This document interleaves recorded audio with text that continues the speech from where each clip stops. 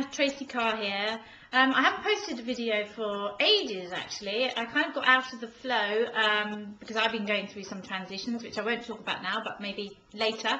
I felt compelled to make a video because I had an experience today which reminded me of a process that I was taught a couple of years ago that was incredibly profound for me, and I feel could be very helpful for many of you. And so anyway, let me just carry on and tell you about it. So what happened was, a couple of years ago I was dealing with some issues from my past, and let's face it, we all have issues in our past.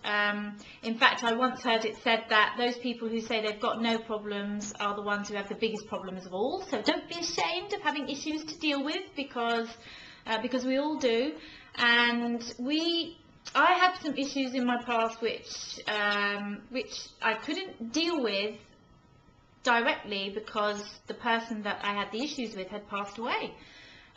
So you know, that's kind of difficult if you get stuck in that place where let's not call it negative energy, but let's say there's some emotion that feels unresolved. Okay, so let's give you some idea of what that might be. If you have a feeling in your throat, this is often where unresolved emotion manifests in the throat. If you feel that you kind of well up here or it gets stuck here, that's often an indication when you think about something, or sometimes you get to the point where the feeling becomes overwhelming because it's unresolved and you've buried it, so it's coming out.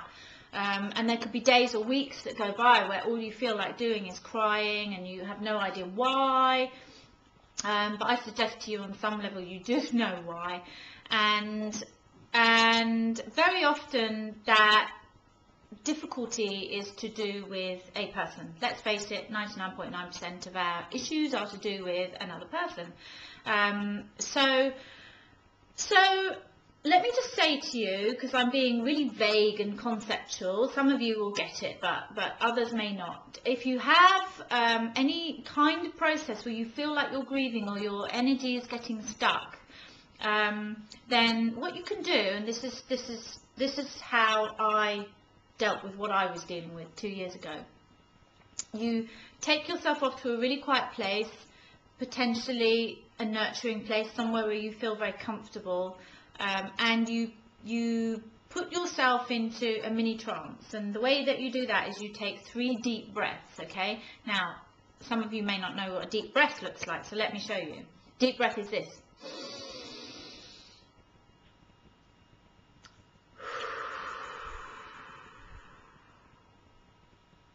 Okay, you do that 3 times, and once you've done that 3 times, you can see how my state has changed. That's taken me down already. What that means is my heart rate's come down, my brainwave is functioning on a different, slower level. Once you've done that 3 times, you'll be in some state of hypnosis, and you close your eyes and you go to a campfire. Okay, there's a nice big campfire roaring, and what you're going to do is sit yourself down on one side of that campfire, and you're going to ask other, whoever this person is, to sit on the other side of that campfire.